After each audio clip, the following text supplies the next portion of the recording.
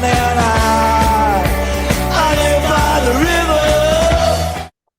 Hello and welcome back to Fulham Fan News. It's been a little bit of a while, but the transfer business is finally rolling at Craven Cottage, and we're finally starting to see some names come through the door. We've got a stellar lineup for you guys tonight, with obviously Tom. How you doing? Hello. Yeah, all good, mate. Really we've got Mr. excited Joe to Gunning. get going. Yeah, good to be here. Good to be back finally. And our latest Fulham Fan News recruit, we've got Max joining us today. How you doing, mate?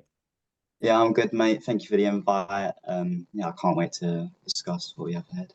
No worries. It's great to have an extra voice join us and hopefully make for some great discussion because we've got lots to get stuck into. It's been a very exciting couple weeks for Fulham since quite a late start to the business, I think, among many fans. So I think we're best start off with the first confirmed signing of Ryan Sessegnon, our star boy. He's one of our own.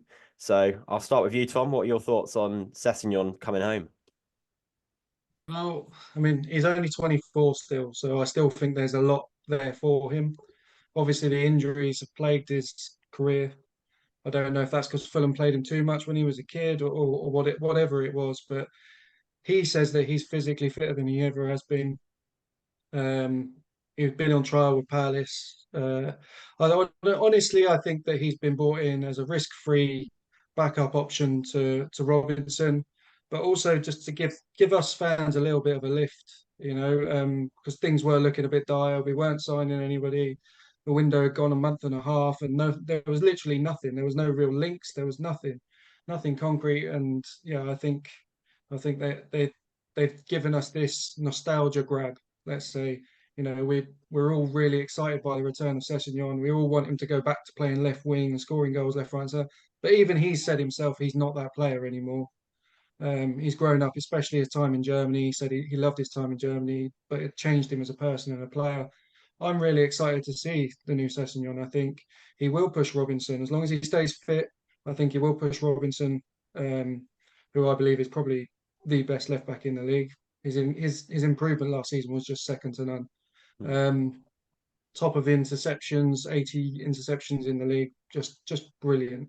So I really do think having someone like him to push him will make Robinson even better. Ballo-Touré, little mention for him because I thought when he played, he was good, but Marco doesn't like loans, and it never really was going to work out. So for me, Sessegnon, risk-free, great option at left back, can play a bit further forward too. So there's versatility there. Yeah, I'm all in. Great signing. Absolutely. And I think he's claimed badge number 30 again, which is definitely rolling back the years a little bit.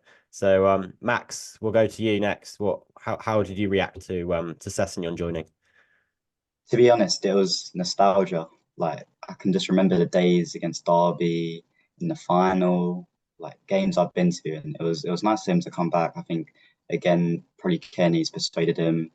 Then I know they're good mates. And like Tom said, I think it's risk-free. I think it's smart. I was surprised as well because when I saw him training with Palace, I was like, oh, I was a bit annoyed because I thought that was it. He signed for Palace. But yeah, definitely be interesting to see how Marco's going to play him. If he's going to put him left wing back, or left back, I'll definitely like to see like how he plays him, what he tells him to do, and yeah, it'd be interesting to also see Robinson's role as well. 100%. Nice. Joe, anything to add to that? Yeah, I think as well as being quite like a little bit of a romantic addition, bringing Sessegnon home, obviously, in terms of that, it's great. It's like Max and Thomas said, it really makes sense to me. I think even if we didn't have a prior connection to Sessegnon, it's a player I would have liked to see us go after. Like has been mentioned, it's kind of risk-free in the fact that it's on a free signing. Left back cover is so important. And like Tom says, Anthony Robinson is fantastic. So we don't want to go and invest lots of money in a left back. Obviously, last season we achieved that by getting Ballo-Touré in on loan. And now we've got a more permanent fix in that we've got a permanent signing there on a free. I think that's great. I think that the fact he can push forward up to the left wing, that does really excite me. I really hope we see him at least have a couple games on the wing, get a little bit of a flashback to old times. But yeah, we'll see. In general, I'd say it's definitely a solid 8 out of 10 signing. Absolutely. I think his any sort of goal he gets in front of the hammy end will be one for the ages, to say the least. It'll be proper nostalgia. So yeah, altogether risk-free signing. You can't complain, on a freebie as well. So it's great to have him back at the cottage. Obviously another signing which I think is just set to be announced now. It's in its final stages. Is really exciting. Emile Smith Rowe of Arsenal. Obviously very young still. In the England under 21s, and used to be a regular starter for Arsenal a couple of seasons back. Obviously, since then, struggled with injuries, and other players pushing him out of his place. But regular game time was what drew him to Fulham, along with Marco Silva's many persuasive techniques. And for a deal in the region of 34 million, I think it's great business. So, Max, we'll start with you. What are your thoughts? I think it's a good signing. I think it's security if Pereira leaves. But then it'll be interesting to see where they both play if Pereira drops back a bit and then Smith Rowe's now the central cam and then Pereira's doing more of a centre mid role. But again, I think it'll be interesting to see if he gets injured or not, or how long it takes for him to get injured. Because before, I remember when he was at Arsenal, when he had that game time, he was their best player without a doubt in this the attacking midfielder role, 100%. But then as the season got on, when he got injured, and then a major setback for him, and then I think he wasn't promised the game time he was with Arteta. It seemed like he was on the bench and wasn't. It's hard to break into the team now, especially. But when a couple of years back, when Arteta had this new team, young team, and he was their main man, he was brilliant, I have to say. And I hope Marco Silva does what he does and gets the best out of him. And yeah, just can't wait to see what happens. Yeah, Tom, do you think it's a shrewd bit of business from Fulham? It's 27 million up front, apparently spread over 4 years. So yeah, we've done a very good deal with Arsenal there. The add-ons are achievable, very easily achievable. I believe it's performance and goals related. To be honest, I think this is the signing that could propel Fulham to another level. And I disagree slightly with Max. I don't think he's coming to play Cam. I think he's coming to take Williams' place on the left wing. Mainly because Smith Rowe likes to play in that left cam area, and we all know Robinson loves to bomb on beyond Willian. So when Willian's cutting in, that's where Smith Rowe will be in the Willian position, and Robinson will be going on the outside. And I agree with Max. Smith Rowe, when he played for Arsenal, he was their best player, their best attacking player. But interestingly, a lot of people say the injuries. For me, that's not much of a big problem because when he came back from his groin surgery, he played 17 of 21 games, or he was in the matchday squad for 17 of 21 games. He didn't start them, but he played some role. And then last season, he was in the matchday squad for 31 of 38 Premier League games. So I think Arsenal moved on from Smith Rowe. They bought in Trossard, they bought in Havertz, they replaced him.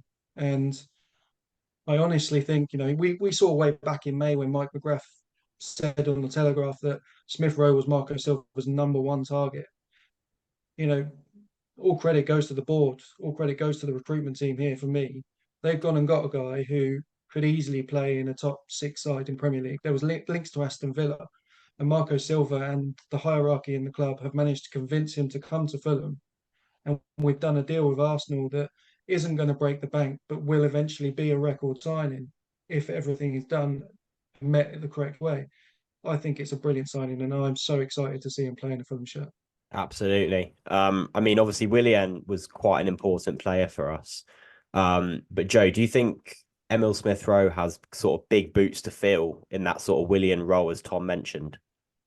Yeah, I think no matter how Emile Smith Rowe's debut season goes, it's an improvement on Willian just based off of age. I think Willian's so old now that even if he does keep performing at the level he is for the rest of this season, he really doesn't have that much to offer us going forward, whereas Emile Smith Rowe does.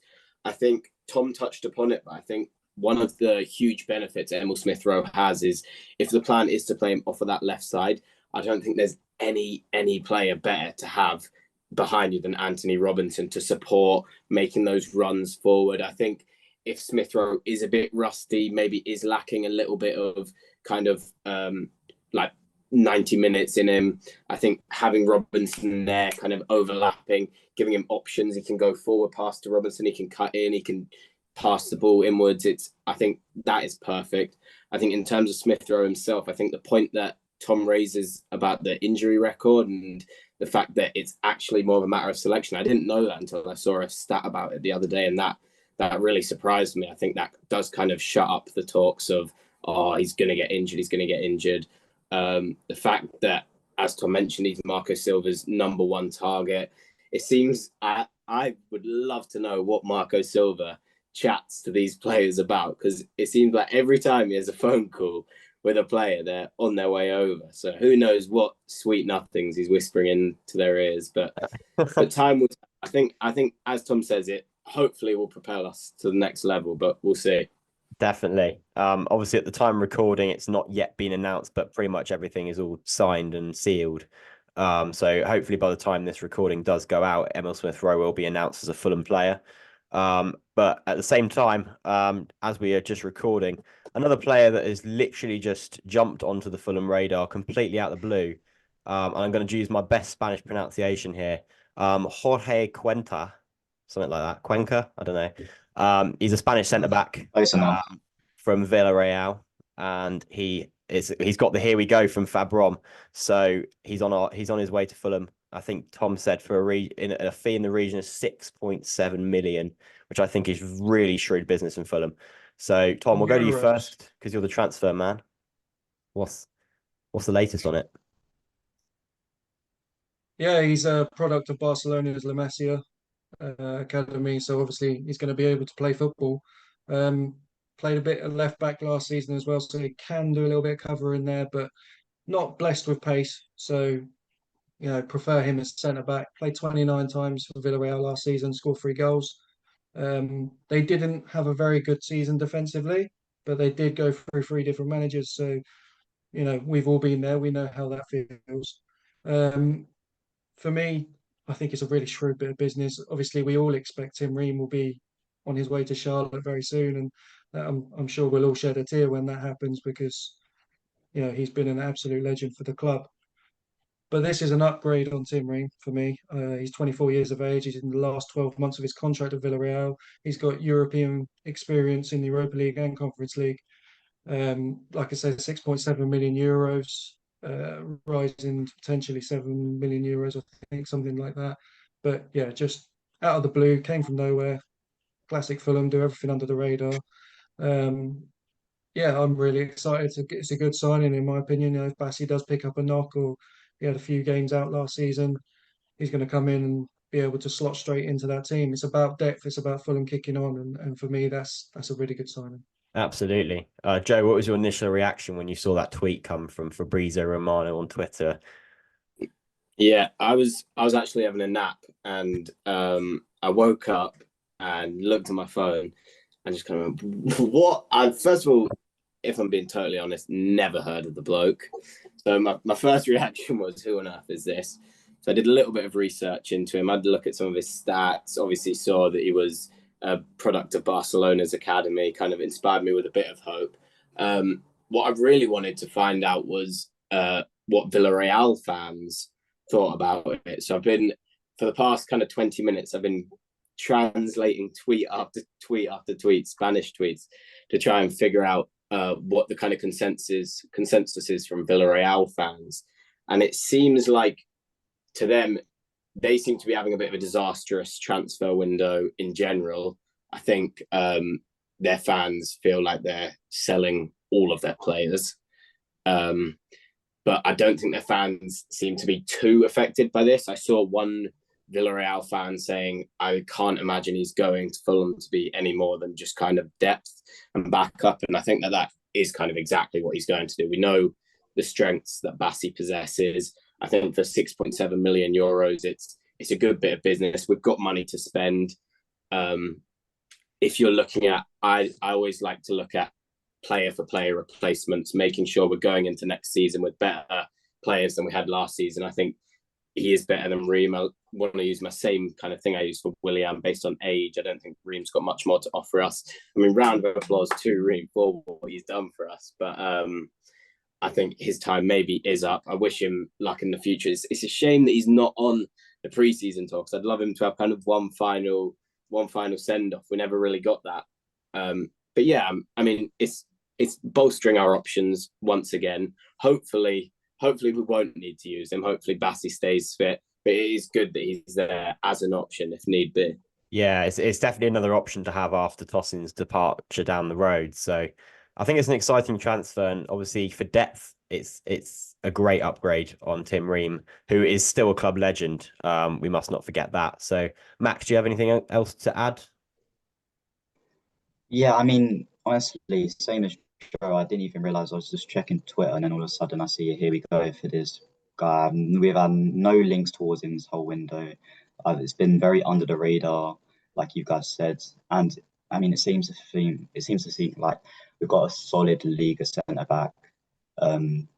Played a fair amount of games, and again, it's good backup, good depth. Ream has been a brilliant servant. I mean, so many memories of him. But again, it seems like he's going to be behind Bassi. Bassi's still going to be the main man, and I'm very confident in Bassi. But I'd like to see him play in a couple of league games just to see him, or even just to. It depends how he is in training as well. We don't know. We don't know what Marco's going to do with him, but I hope he's all right. I mean, was it 6.7 million, something around that? I mean, that sounds like a fair deal for a good start in the Liga centre back. And yeah, hopefully he's all right. Hopefully. Well, I guess we'll see. But of course, that is a here we go for now. So that will probably be announced sometime in within the next week. Maybe before, maybe after this recording is released. So yeah, we've covered the three main sort of incomings at the moment that seem to be close. Before we touch on the possible incomings, I think we should just shine a light on the academy players that have made it out onto the Portugal preseason tour. They are Jay Stansfield, Martial Godo, Josh King. Am I missing anyone? Luke Fugero, Fougerolles and Jonathan Asenga. Yep. I've missed quite a lot apparently. Ivan Boat's out there as well. There's quite a few. Quite a lot of the Fulham grads are out there. Bob, I'll hand it over to you. So what do you reckon we'll see from the academy graduates this season? Well, I mean, we've seen a lot of Josh King in pre-season so far, and I think people are starting to realise the sort of talent that he is. I mean, I personally, I think he's probably the best talent to come through Fulham I've ever seen. He's still only 17, but I've seen him play a couple of times, and he's just plays beyond his years. His vision, his passing ability, he plays the game like he's 25, 26. Yeah, I mean, I'd love to see him get some minutes in the Premier League, but if we are going to look at signing two central midfielders, then possibly he'll go out on loan. Another one, Goddo, I'd really like to see him get some minutes. He's so exciting on the ball. I love watching him play. He's just that sort of player that when he gets the ball, you get off your seat. You expect that he's going to try and take his man on, and that's something that I love in a winger. You want your winger to take a man on. We've seen it with Adama Traore. You know, Harry Wilson does it. It's nice to see a winger go at their defender and trust themselves. Stansfield, obviously, we know the Birmingham links. We know what's going on there. Marco said that he's going to be part of the team. Well, you know, we'll know by the end of the window what's going on there, because if Fulham do decide to bring another attacker in, there's a chance that he may go out on loan. He may even be sold permanently. We don't know. But, you know, it all depends how much he wants to play as well. He's 21 now. He's been in the England under-21 team. He's been the main man at Birmingham last season. So he might be thinking, I'm ready to start games game in, game out. So I think there are a few out there that really could put their name in the squad list for the Premier League season. But for me, the main one, and I'm really, really excited to see him, is Josh King. The way he's progressing, you know, luckily we tied him down to a contract, permanent professional contract a couple of years ago. Hopefully we shouldn't lose him as fast as previous players, but you know, we'll see. Hopefully he has we just won't answer the phone. Yes. as we should. But hopefully he has a successful season, no matter whether he's on loan or a common occurrence on the bench. Max, is there anyone that really stands out to you? I mean, Josh King screams like Liverpool are going to call him up, like all of our academy players. So hopefully we lock him down on a good contract. He looked amazing, as Tom said. I don't see. I was looking across Twitter and seeing what everyone was saying, and everyone agrees that this guy looks like raw talent. Like he plays amazing, and I hope he gets some minutes. But again, it's hard if we're bringing in more people. We can't promise him that. I think because he's 17 as well. I think a loan's a smart move. With Stansfield, yeah, he's older now. He's 21. I don't think he wants another loan. I think he wants minutes, and he was always get the links to Birmingham, but will he drop out down to League One? I think he's Championship at least now. I think he had a good season Championship last season. I don't know how many goals he scored. I think it was 18 around that region, but he was a good striker.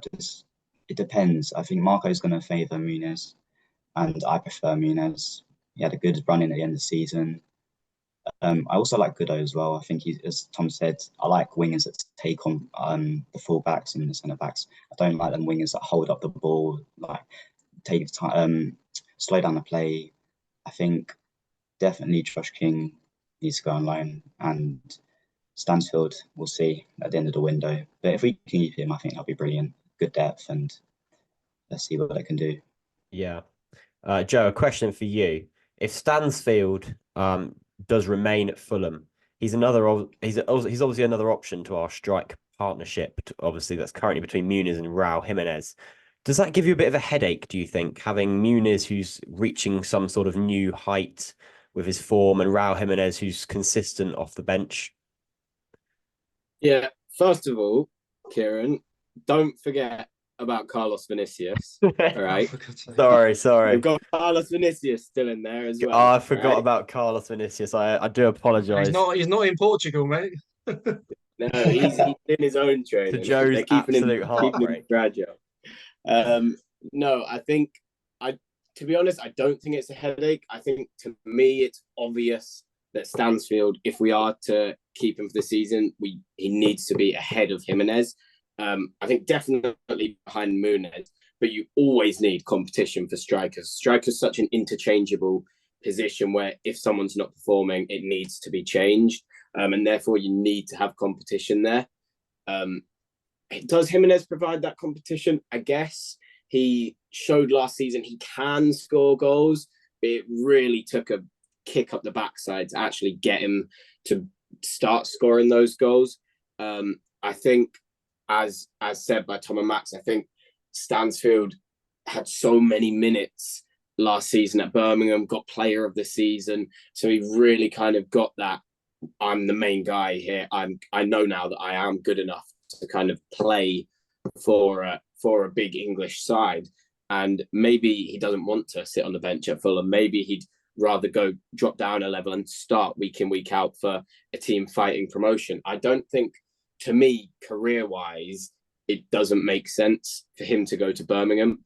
I understand that they are very, very likely to get promoted back to the Championship, but it just doesn't make sense to me that you'd go from being so good in the Championship to then drop down to League One. It's just, when you're at a Premier League club already that wants to keep you in the fold, that doesn't make sense to me. So I can't see that happening. And I feel like if Jay does want to do that move on, let's say, like a personal level, I can see Marco Silva kind of having a word with him. And we've said that Marco Silva kind of have these inspirational chats with players.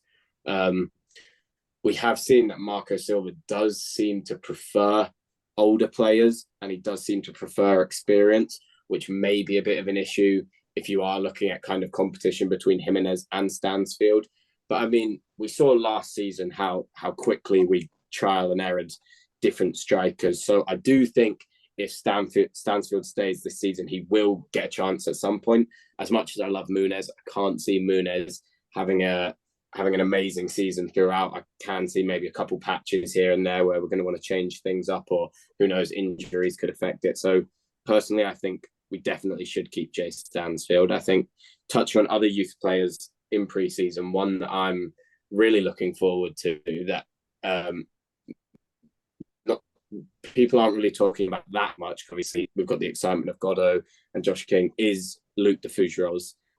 Obviously, he was the highlight of last year's preseason. We were all so excited when he kind of stepped up. We had absolutely no one to play at centre back. We were playing Polinia and de Fougeros and all of that nonsense.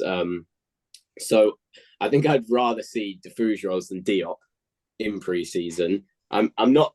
There are people who dislike Diop. I'm not one of those people. I actually do quite like Diop, but I'd rather see de Fougeros. I think Jesse Marsh had some really, really positive things to say about him in the international break, in that he played the third place game. And I think he was a bit shaky early on, but then he really kind of established himself into the game. So I think he'll have something to offer this preseason. Obviously, Marco liked him last season, and it'll be interesting to see if he kind of gets a loan deal away from the club, hopefully. Yep, raised some good points there. So just to quickly move on before we run out of time, Fulham love a good saga when it comes to transfers. And obviously the saga of the summer so far has been Andre. So Tom, I'll go to you first. Andre, McTominay, two big names that we've been linked with among many others, but those are the two which are currently causing headaches for all of us Fulham fans when it comes to knowing what's going on. Tell us more. It's on, it's off, it's on, it's off. It's as simple as that. You know, it's one of those things that everybody, I think, is just a bit fed up. Do it, don't do it. Simple as that. But it's not as easy as that. In Brazil, agents, there's like 10 agents. You have to deal with all of them.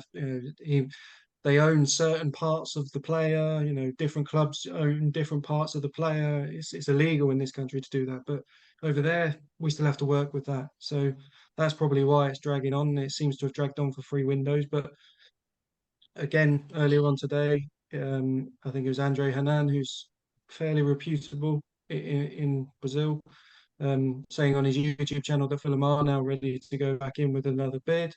It will be roughly 25 million euros with 5 million euros of add-ons, taking it to the 30 million euros that Fluminense actually want. So, will it happen? Watch this space. That's all I could say on it, really, because it's on, it's off, it's on, it's off. No one knows. On McTominay, apparently Fulham are ready to bid 30 million. Well, I don't think they are. I honestly think the highest Fulham would look to go for that, maybe 25. And I think that would be heavily sedated with add-ons as well. So, yeah, I think they do want both, much like West Ham did last season when Rice went. They needed to, they wanted to. I'd also watch what happens with Harrison Reed towards the end of this window. He was heavily sought after by Everton and Wolves last summer. And his minutes dropped down quite a lot last season. So it's very possible that he might move on. Tom Cairney's getting older. I don't think he'll have as many minutes this season. He's also sporting some weird facial hair.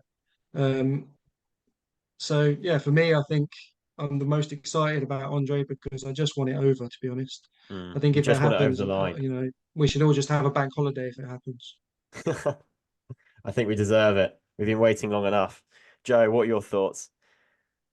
Yeah, I am sick to death of it. I'm so bored of that it's happening, it's not happening. And it's not like it sprung onto us this transfer window and it was all something to get excited about, because we had the whole thing about it last transfer window as well. And to me, it's just getting boring. I'm always, whenever I see the Fulham fan news notification, I'm always hopping on that. It's like Andre. I don't even bother to read it anymore. It's going to be on. It's going to be off. It's who knows. For me, when things seem to go on this long, I always just have the feeling that it's not going to happen. We had the whole Callum Hudson-Odoi one last year. Seemed to go on for ages and ages and ages. Are we going to get him? Are we not going to get him? And we ended up not getting him. I think if you want a player that badly, you go out, you pay the money, you get him. I think if there's this much kind of faffing about and messing about, I don't know.